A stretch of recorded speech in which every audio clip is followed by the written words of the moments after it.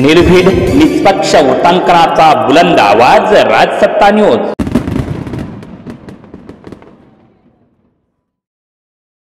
नमस्कार, मी सहदेव जाधव, आपण पाहत आहात राजसत्ता न्यूज। फडणवीसांसमोर विखे कोल्ह्यांमध्ये जुंपले, शब्द जिव्हारी लागला।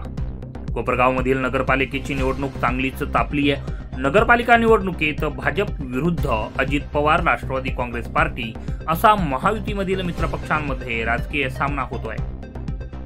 विधानसभा निवडणुकीच्या पूर्वीपासून मंत्री विखे पाटील आणि कोल्हे यांचे कट्टर विरोधक आमदार आशुतोष काळे यांच्यातलं सख्य सर्वश्रुत आहे। भाजप युवा नेते विवेक कोल्हे यांनी वरिष्ठ नेत्यांच्या आदेशानुसार विधानसभा लढली नसली तरी त्यांचा आणि मंत्री विखे पाटील यांच्याशी असलेला राजकीय संघर्ष नगरपालिका निवडणुकीत पुन्हा एकदा उफाळून आलाय। मुख्यमंत्री देवेंद्र फडणवीस यांच्या उपस्थितीमध्ये कोपरगाव इथं प्रचार सभा संपन्न झाली। मुख्यमंत्री फडणवीस यांच्यासमोर मंत्री विखे पाटील आणि कोल्हे यांच्यातला राजकीय संघर्ष समोर आला। अजित पवार राष्ट्रवादी काँग्रेस पार्टीनं नगराध्यक्ष पदासाठी ऐनवेळी काका कोयटे यांना निवडणुकीच्या रिंगणात उतरवलं। यावरून भाजपचे विवेक कोल्हे चांगलेच संतापलेले होते। त्यांनी थेट पत्रकार परिषद घेऊन काकाचा आका कोण आहे, तालुक्याबाहेरच्या शक्तींना सक्रिय होऊ न देण्यासाठी कोपरगावकरांना आव्हान केलं होतं। यात त्यांनी विखे पाटलांचं नाव न घेता त्यांनाच आका संबोधित केलं होतं। युवा नेते विवेक कोल्हेंचं हे राजकीय सूचक विधान मंत्री विखे पाटील यांचं नाव न घेता केलं होतं, परंतु इशारा थेट मंत्री विखे पाटलांकडे जात होता। कोल्हे यांच्या या राजकीय टिप्पणीचे पडसाद उमटणार याचा अंदाज येत होता। त्यानुसार तो आला देखील, पण थेट मुख्यमंत्र्यांच्या उपस्थितीमध्ये असे राजकीय खटके उडतील असं वाटलं नव्हतं। कोपरगाव नगरपालिकेच्या निवडणुकीसाठी भाजप उमेदवारांच्या प्रचारासाठी विवेक कोल्हे यांनी थेट मुख्यमंत्री देवेंद्र फडणवीस यांना मैदानात उतरवलं। मंत्री विखे पाटील देखील या निमित्तानं कोपरगावमध्ये हजेरी लावून गेले। विवेक कोल्हे यांनी देखील त्यांचं स्वागत केलं। या सभेला मुख्यमंत्री देवेंद्र फडणवीस आणि दोन मंत्री आपल्याला लाभले आहे। दोन्ही मंत्र्यांनी आपल्यावर जरी कमीत प्रेम केलं तरी मुख्यमंत्री ते भरून काढतील असा टोला त्यांनी यावेळी लगावला होता। यामुळे आता विखे पाटलांनी चांगलेच खडे बोल यावेळी विवेक कोल्हे यांना सुनावले आहेत। बघूया।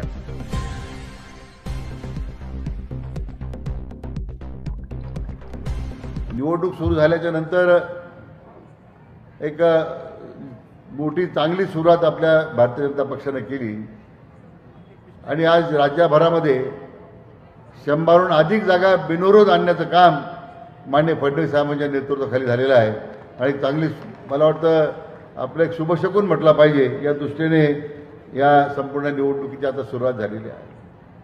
अनेक ठिकाणी आघाड्या आहेत, बिघाड्या आहेत, परंतु विधानसभेच्या प्रचंड यशानंतर सर्वाधिक जागा जिंकणारा आपला भारतीय जनता पक्ष 135 जागेवर निवडून आला आणि राज्यामध्ये नाव विक्रम केला आणि तोच विक्रम उद्याच्या नगरपालिकेमध्ये भारतीय जनता पक्षाचा उमेदवार निवडून देताना आपला करून दाखवायचा, ही विनंती करण्यासाठी मी आपल्या समोर उभा आहे। आज राज्यातल्या वेगवेगळ्या आघाड्यांवर काम करताना प्रामुख्यानं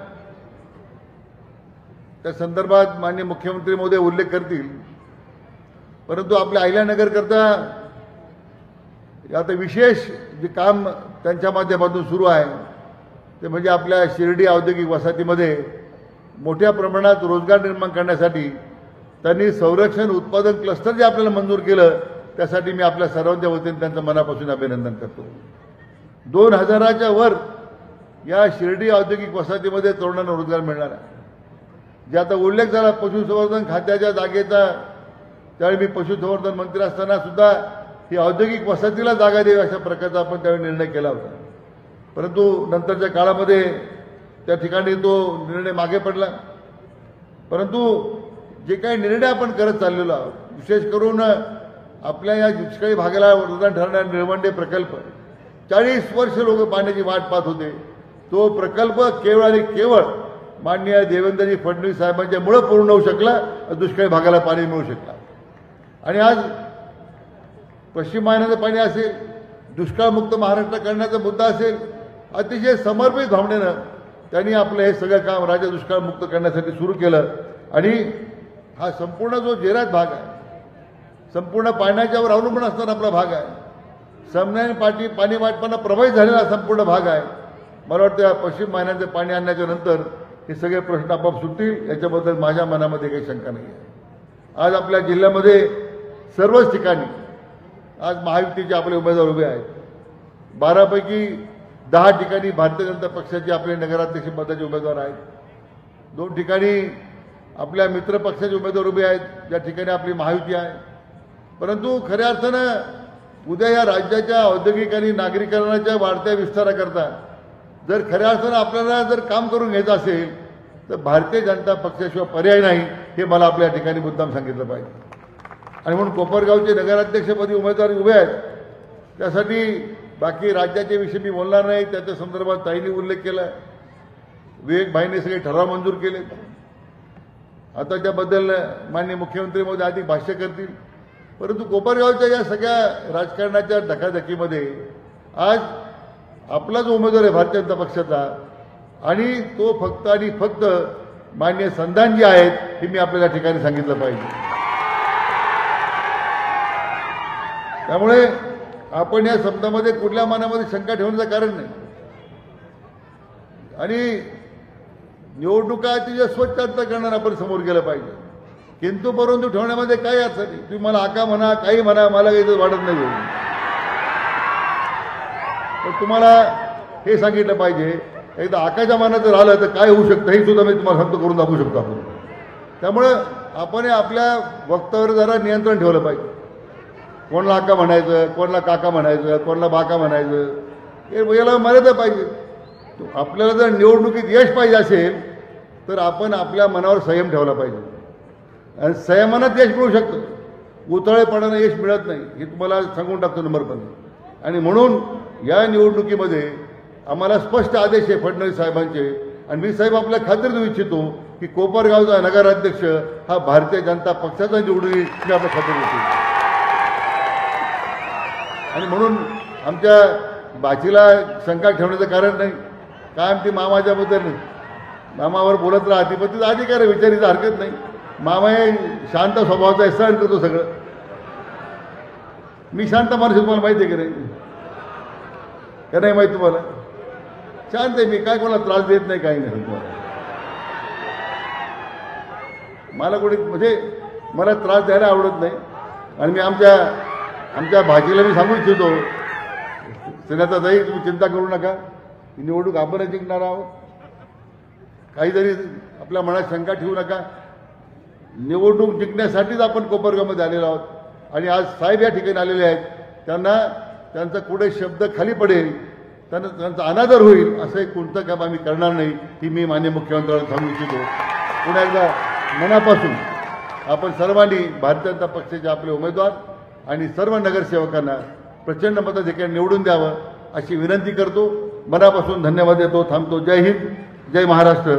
आणि शेवटी साहेब एकच मुद्दा सांगतो की या जिल्ह्यामध्ये सध्याच्या लोकांच्या मध्ये भीतीचं वातावरण बिबट्यांचं, जवळ 2000च्या वर बिबटे जिल्ह्यामध्ये आहे. लोकांच्या मध्ये भीतीचं वातावरण आहे. पण आपण राज्यातला पहिला निर्णय केला, जवळ 9 कोटी रुपये आपण DPDC मधून दिले. 22 गाड्या आता आपण रेस्क्यू व्हॅन विकत घेतल्या. नाईट कॅमेरेज घेतले आपण. त्या ठिकाणी 300च्या वर पिंजरे आपण विकत घेतलेत. थर्मल ड्रोन घेतले आपण आता. आणि सर मला सांगितलं पाहिजे की पुढच्या काही दिवसांमध्ये कोपरगाव तालुक्यातच मोठ्या घटना घडल्या 4 आणि जिल्हाभरामध्ये घटना घडत आहेत. परंतु आपल्या नेतृत्वाखाली या संदर्भामध्ये प्रभावी उपाययोजना आम्ही करतोय, ही मुद्दाम आपल्याला सांगितलं पाहिजे. पुन्हा एकदा साहेब आपलं स्वागत करतो आणि थांबतो. जय हिंद, जय महाराष्ट्र. टच लेझर क्लिनिक, लेझरद्वारे मूळव्याध, फिशर, भगंदर उपचार केंद्र, कॅनडा मेक लेझर मशीनद्वारे उपचार, मूळव्याधचं इंजेक्शन देखील उपलब्ध. पुरुषांसाठी शिश्न शिथिलता घालवून ताठरपणा निर्मिती उपचार, दुर्बिणीद्वारे पित्ताशयाचं ऑपरेशन, अपेंडिक्स, हर्निया, हायड्रोसिल व इतर उपचार सुविधा. तर बघताय काय, आजच संपर्क करा. Doctor Kanade hospital, Nagar Manmad road, ग्रामीण रुग्णालया शेजारी, राहाता, जिल्हा अहिल्यानगर. संपर्कासाठी क्रमांक आहे 942 0636736736 किंवा 8208 423324